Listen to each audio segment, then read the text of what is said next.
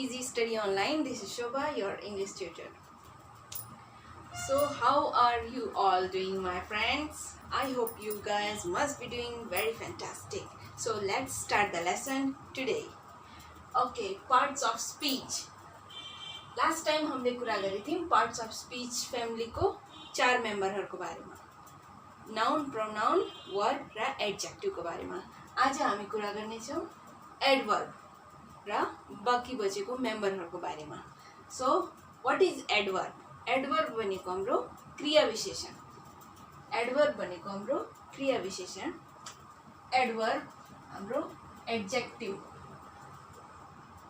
Plus verb.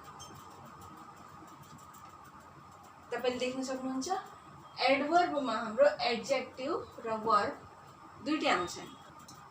Adverb भनेको adjective र वर्बले मिलेर बनेको वर्ड हो। So adverb adjective plus verb, क्रिया विशेषण। एडवर्बले हामीलाई एडजेक्टिभ र वर्बको विशेषताको बारेमा बताउँछ। सो एडवर्ब एक लाइनमा भन्दाखेरि describes adjective, verb or other adverb. एडवर्बले एडजेक्टिभको बारेमा र वर्बको बारेमा साथसाथै अर्को कुनै एडवर्बको बारेमा जानकारी दिने गर्दछ। What is adverb? Adverb is a word that describes about adjective, verb or another adverb. यसले वाक्यमा कुनै पनि एडजेक्टिभको बारेमा, वर्बको बारेमा अथवा कुनै अरू एडवर्बको बारेमा जानकारी दिने गर्दछ।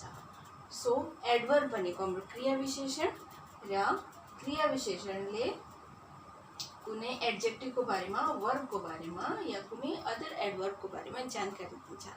र एकदमै सिम्पल भाषामा बुझ्नु छ भने म्यानर अफ वर्कलाई याद गर्न सक्नुहुन्छ। म्यानर अफ वर्क कुनै पनि काम कसरी गरिन्छ, कुन तरिकाले गरिन्छ, त्यसलाई जनाउने वर्डहरूलाई हामीले एडवर्ब भन्छौँ। एडवर्ब जुन छ त्यो एडजेक्टिभबाटै बनेको वर्ड हो।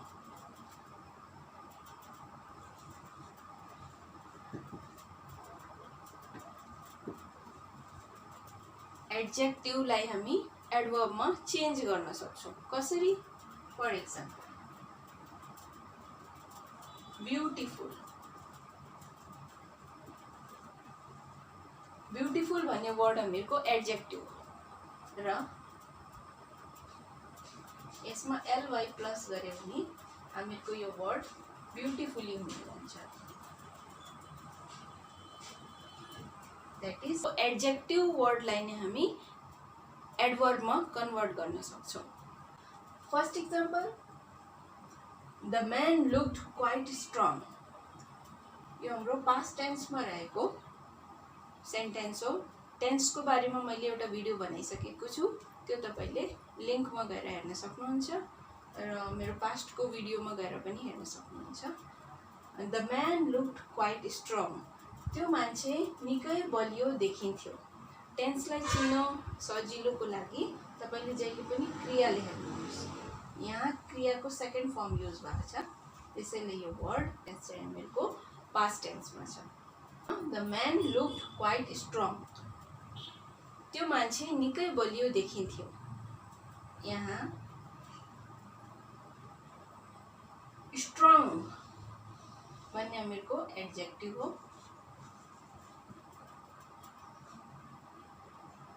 र यो एडजेक्टिभको बारेमा हामीलाई एडिसनल इन्फर्मेसन दिइरहेछ। क्वाइट स्ट्रङ, निकै बलियो देखिन्थ्यो।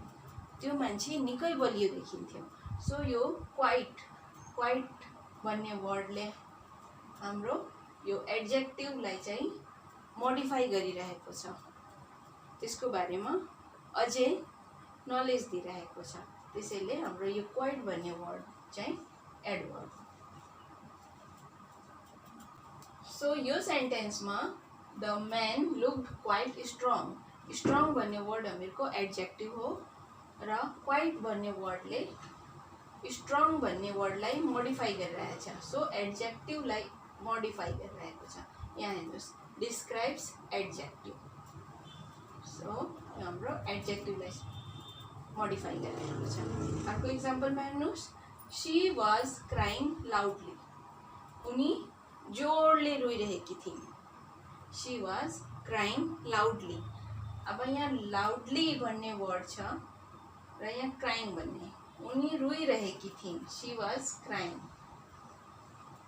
जोडले रोइरहेकी थिइन्। सो यहाँ यो लाउडली भन्ने वर्डले हामीहरूको यो क्राइङ भन्ने वर्डलाई, जुन कि वर्ब हो,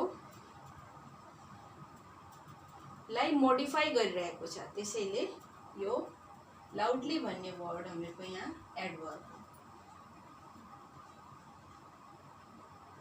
र क्राइङ भनेको हाम्रो verb. So describes adjective verb, यहाँ हामीहरूको वर्ब पनि आयो। यहाँ वर्बलाई मोडिफाई गरिरहेको छ। लाउडली भन्ने वर्डले हामीहरूको यो क्राइङ भन्ने वर्बलाई मोडिफाई गरिरहेको छ। त्यसैले यो लाउडली भन्ने वर्ड हामीहरूको यहाँ एडवर्ब छ। Okay, now see the last example. The picture was painted very beautifully. The picture was painted very beautifully. Picture निकै राम्रोसँग पेन्ट गरिएको थियो अथवा बनाइएको थियो। सो हाम्रो यो थर्ड एक्जाम्पल छ यहाँ। The picture was painted very beautifully. यहाँ ब्युटिफुली भन्ने वर्ड चाहिँ हामीहरूको एडवर्ब हो र यो ब्युटिफुली वर्डलाई मोडिफाई गरिरहेछ यो भेरी भन्ने वर्डले। त्यसैले यो भेरी भन्ने वर्ड चाहिँ हामीहरूको एडवर्ब। सो एकचोटि फेरि रिवाइज गरौँ। एडवर्ब डिस्क्राइब्स एडजेक्टिव, वर्ब और other adverb and manner of work. याद गर्नको लागि म्यानर अफ वर्क, कुनै कार्य कसरी गरिन्छ त्यो चाहिँ हामीलाई एडवर्बबाट थाहा हुन्छ।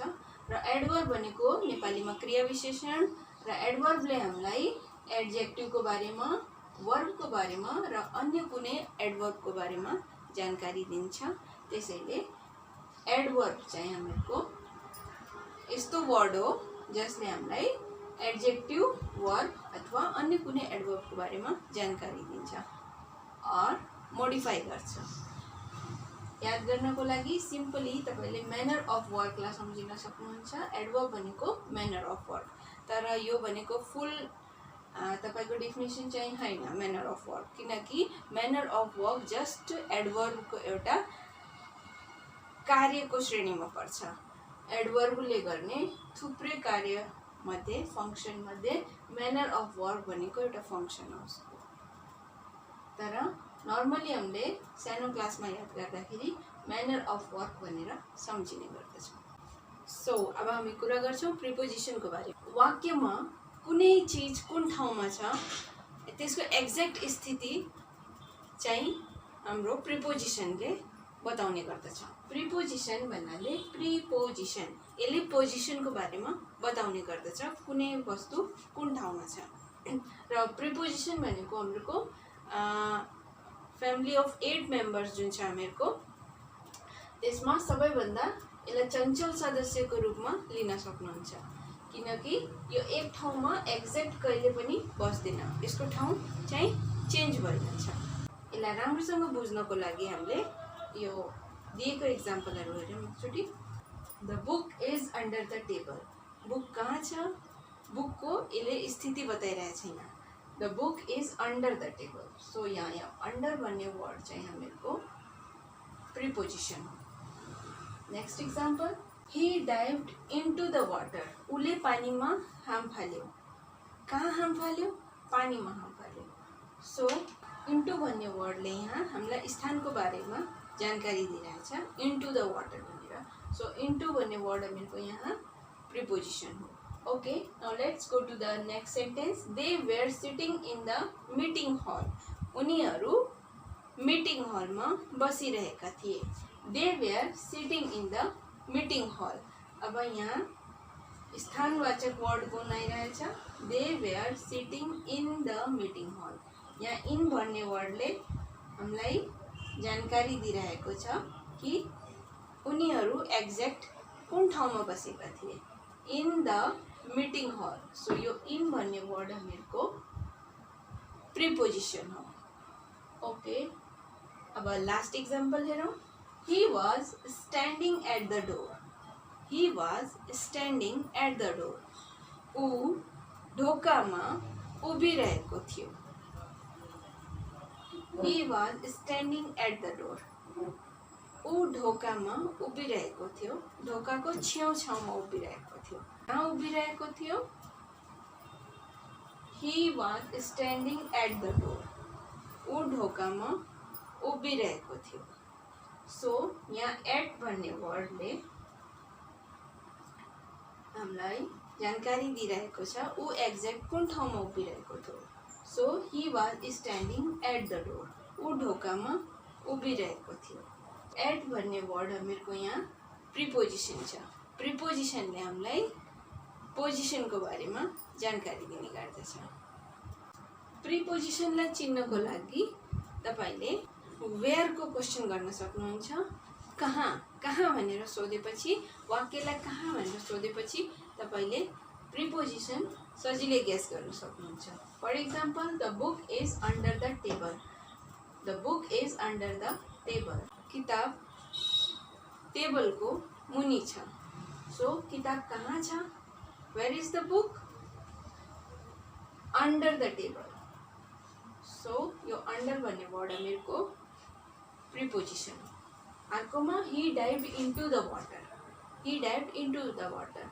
उले पानीमा हाम फाल्यो। उले कहाँ हाम फाल्यो? वेयर? पानीमा हाम फाल्यो। Into the water. सो यो इन्टु भन्ने वर्ड हामीहरूको यहाँ प्रिपोजिसन छ। थर्ड इक्जाम्पल हेरौँ। They were sitting in the meeting hall. They were sitting in the meeting hall. उनीहरू मिटिङ हलमा बसिरहेको थिए। So where they were sitting, उनीहरू कहाँ बसिरहेको थिए? कहाँको क्वेसन गर्नुहोस्।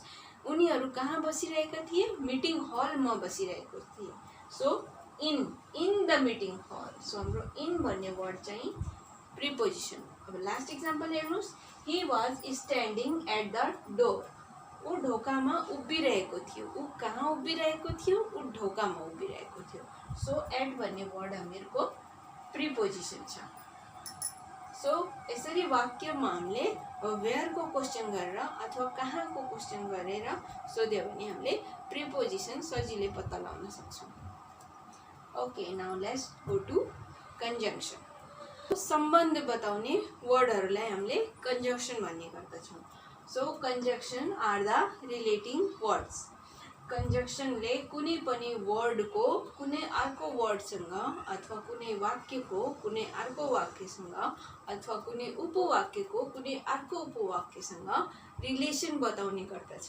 त्यसैले यसलाई हामीले सम्बन्धबोधक भनेर पनि चिन्ने गर्दछौँ। So conjunction are relating words are connecting words. For example, यसमा युज हुने वर्डहरू हुन् एन्ड, आर, बट, वाइल। यस्ता थुप्रै वर्डहरू छन्। तर यस्तो कनेक्टिङ खालका वर्डहरू जति पनि छन् त्यो सब कन्जङ्सन अन्तर्गत आउँछन्। Example number 1, Ram and Shyam came together. Ram and Shyam came together. Ram र श्याम सँगसँगै आए। दुवैजना सँगसँगै आए। राम एन्ड श्याम सँगसँगै आए। सो यहाँ एन्ड भन्ने वर्डले हाम्रो राम र श्याम दुईटै नाउन हुन्, दुईटै नेम हुन्। त्यसैले दुईटै नाउनलाई जोडिरहेको छ। त्यसैले यो एन्ड भन्ने वर्ड हामीहरूको कन्जङ्सन हो। So next example, you come here or I will go. You come here or I will go. तिमी यहाँ आऊ नत्र म जान्छु। So you come here or I will go. यहाँ you come here, I will go. यहाँ दुईटा उपवाक्य छन्। You come here or I will go.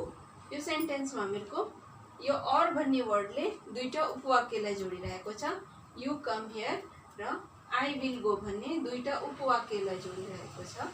त्यसैले यो यहाँ अर भन्ने वर्ड हामीहरूको कन्जङ्सन हो।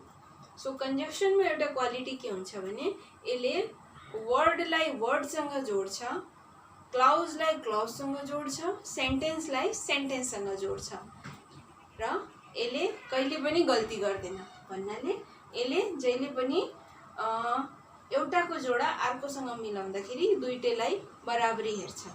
सो यदि नाउन छ भने नाउनसँग रिलेसन बताउँछ, प्रोनाउन छ भने प्रोनाउनसँग रिलेसन बताउँछ, क्लाउज छ भने उपवाक्य छ भने अर्को उपवाक्यसँग उसले रिलेसन बताउँछ भने सेन्टेन्सको सेन्टेन्ससँग रिलेसन बताउँछ र यसले कहिले पनि गल्ती गर्दैन। सो कन्जक्सनलाई हामीले एकदमै भरपर्दो मेम्बरको रूपमा लिन सक्छौँ। घरको सबैभन्दा भरपर्दो मेम्बर भनेको हाम्रो कन्जक्सन। सो एक्जाम्पल नम्बर 3 मा I want to play but he want to study. म खेल्न चाहन्छु तर ऊ चाहिँ पढ्न चाहन्छ। म खेल्न चाहन्छु तर ऊ पढ्न चाहन्छ।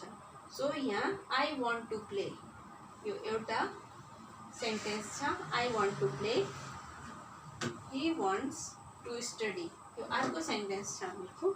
यो दुईटा सेन्टेन्सलाई एउटा सेन्टेन्सलाई सेन्टेन्सले जोडिरहेको छ बट भन्ने वर्डले। सो हाम्रो बट भन्ने वर्ड चाहिँ कन्जङ्सन हो। I left the room while you were sleeping. म कोठाबाट बाहिर निस्केँ जतिखेर तिमी सुतिरहेको थियौ। So I left the room, म कोठाबाट बाहिर निस्केँ। You were sleeping, I left the room while you were sleeping. म कोठाबाट बाहिर आएँ जतिखेर तिमी सुतिरहेको थियौ। सो यहाँ एउटा क्लाउजले अर्को क्लाउजलाई जोडिरहेको छ। सो यो दुईटा क्लाउजलाई यो व्हाइल भन्ने वर्डले जोडिरहेको छ, त्यसैले व्हाइल भन्ने वर्ड हामीहरूको यहाँ कन्जक्सन हो। Now let's go to the last member, interjection. So interjection भनेको हामीहरूको विस्मयबोधक कुनै पनि चिजलाई हामीले कुनै पनि वाक्यमा हामीले जतिखेर एकदमै फिलिङ लिएर कुनै चिज एक्सप्रेस गर्छौँ अथवा आफ्नो कुनै पनि भावना व्यक्त गर्छौँ त्यतिखेर युज हुने वर्डहरूलाई हामीले इन्टरजेक्सन वर्डहरू भन्ने गर्दछौँ। सो इन्टरजेक्सन भनेको विस्मयबोधक शब्दहरू पनि भनिन्छ। यसमा विस्मय, हर्ष, उल्लास प्रकट गर्ने शब्दहरूलाई हामीले इन्टरजेक्सन भन्ने गर्दछौँ। सो फर्स्ट हामीहरूको यहाँ इक्जाम्पल छ। इक्जाम्पल नम्बर 1 मा हेर्नुहोस्, bravo you have done it, bravo you have done it. Interjection प्रकट गर्ने हाम्रो विस्मय प्रकट गर्ने वर्डहरू छन्, त्यहाँ पनि साइन अफ एक्सक्लामेसन हुन्छ यस्तो भनेर, र लास्टमा पनि यस्तो एक्सक्लामेसन चिनो दिएको हुन्छ। त्यसलाई साइन अफ एक्सक्लामेसन हामीले भन्ने गर्दछौँ। यसलाई हामीले भाव प्रकट गर्ने वर्डहरूको लागि युज गर्छौँ। सो फर्स्टमा bravo you have done it, स्याबास तिमीले यो गरेर देखायौ अथवा तिमीले यो गर्यौ। अर्कोमा छ alas we have lost the match, alas we have lost the match भनेपछि हामीले म्याच हार्यौँ, दुःख प्रकट गर्दै alas we have lost the match, हामीले यो म्याच हार्यौँ। र थर्ड इक्जाम्पलमा wow what a fine weather, wow what a lovely weather भन्न सक्नुहुन्छ। So wow, alas, bravo, hi, hello यस्तो वर्डहरू सबै हामीहरूको इन्टरजेक्सनभित्र पर्छन्। र इन्टरजेक्सन भनेको सबैभन्दा फ्यामिली मेम्बर्सहरूमा सबैभन्दा सजिलो मेम्बर भनेर यसलाई लिन सक्नुहुन्छ, किनकि यसले आफ्नो साइन अफ एक्सक्लामेसनले गर्दा यसले आफ्नो परिचय आफै दिने गर्छ। साइन अफ एक्सक्लामेसनले गर्दा bravo you have done it, alas we have lost the match, wow what a fine weather. So यिनी सबैमा हामीले आफ्नो भावनाहरू प्रकट गरेको छौँ। त्यसैले भावना प्रकट गर्ने जति पनि वर्डहरू हुन्छन् अथवा विस्मय अथवा एकदम आश्चर्य प्रकट गर्ने जति पनि खालका वर्डहरू हुन्छन् त्यो सब इन्टरजेक्सनको भित्र पर्छ। सो एकचोटि फेरि हामी रिभाइज गर्छौँ noun, pronoun, verb, adverb, adjective, preposition, conjunction र इन्टरजेक्सनको बारेमा। हामीले अहिलेसम्म पढ्यौँ parts of speech. Parts of speech जस्तो कि मैले पहिले पनि भनिसकेको छु, parts of speech is a family of 8 members. Parts of स्पीचमा 8 जना सदस्य छन् र प्रत्येक सदस्यहरूको आफ्नै नाम र गुणहरू छ। नाउनको कार्य हुन्छ कुनै पनि वाक्यमा सब्जेक्ट अथवा अब्जेक्टको भूमिका निभाउनु। सो नाउन र प्रोनाउन जहिले पनि सेन्टेन्समा हामीहरूको सब्जेक्ट या अब्जेक्टको रूपमा प्रयोग भइरहेको हुन्छ। नाउन, त्यसपछि हाम्रो प्रोनाउन छ। प्रोनाउन र नाउनको कार्य उस्तै छ। प्रोनाउनले नाउनलाई रिप्लेस गर्छ। नाउनलाई घरिघरि युज गरि नराख्नुको लागि हामीले त्यसलाई प्रोनाउनबाट रिप्लेस गर्छौँ। ही, सी, इट आदि वर्डहरू हामीले नाउनको रिप्लेसमेन्टमा युज गर्ने गर्दछौँ। नाम भनेको विश्वको जति पनि नामहरू छन्, व्यक्ति, स्थान, वस्तुको नामहरू छन्, त्यो सबै नाउन अन्तर्गत आउँछन्। र प्रोनाउन भनेको नाउनलाई विस्थापित गर्ने वर्डहरू हाम्रो प्रोनाउन अन्तर्गत आउँछन्।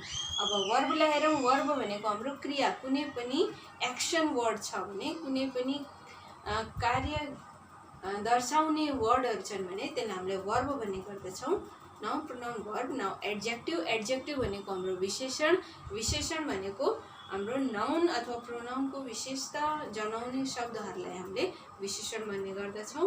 जस्तो beautiful, ugly, tall, short, fat, thin, hot, cold भन्ने खालका वर्डहरू जसले हामीले त्यसको विशेषता जनाउने गर्छ नाउन अथवा प्रोनाउनको, त्यसलाई हामीले एड्जेक्टिभ भन्ने गर्दछौँ। एडवर्ब भनेको हाम्रो क्रिया विशेषण। एड्जेक्टिभले भने हाम्रो नाउन र प्रोनाउनको विशेषता बताउँछ भने हाम्रो एडवर्बले चाहिँ एड्जेक्टिभ र वर्बको विशेषता बताउने गर्दछ अथवा कुनै अन्य एडवर्बको विशेषता बताउने गर्दछ। प्रिपोजिसन भनेको हाम्रो स्थानवाचक। प्रिपोजिसनले हामीलाई कुनै वस्तु कुन ठाउँमा छ भनेर एक्ज्याक्ट स्थान बताउने गर्दछ।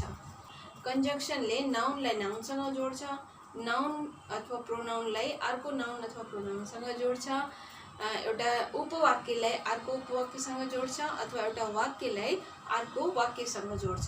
र कन्जक्सनले कहिले पनि गल्ती गर्दैन। त्यसैले कन्जक्सनलाई हामीले सबैभन्दा भरपर्दो मेम्बरको रूपमा दिन सक्छौँ। कन्जक्सन पछि आउँछ इन्टरजेक्सन।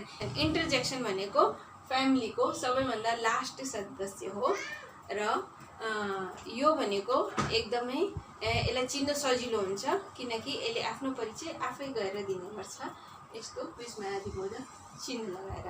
यदि हामीले पार्ट्स अफ स्पिचलाई राम्रोसँग बुझ्छौँ भने हाम्रो 50% कार्य चाहिँ हामीले कम्प्लिट भएको मान्न सक्छौँ किनकि पार्ट्स अफ स्पिच भनेकै हाम्रो ब्रिक्सहरू हो सेन्टेन्सको। यदि पार्ट्स अफ स्पिचलाई तपाईँले राम्रो बुझ्नुहुन्छ भने सेन्टेन्सलाई तपाईँले राम्रोसँग बुझ्नु सक्नुहुन्छ। सो आज हाम्रो पार्ट्स अफ स्पिचको यो सिरिज चाहिँ कम्प्लिट भयो। अब हामी नेक्स्ट भिडियोमा नेक्स्ट टपिकसँग तपाईँको समक्ष आउनेछौँ। तपाईँको कमेन्ट्सहरू मलाई कमेन्ट सेक्सनमा लेखेर पठाउनु होला। And I really love to read your comments. Please please please write the comments. And यो भिडियो तपाईँलाई कस्तो लाग्यो, के कमीहरू छ त्यो पनि बताइदिनु होला। Thank you very much. Thank you. By.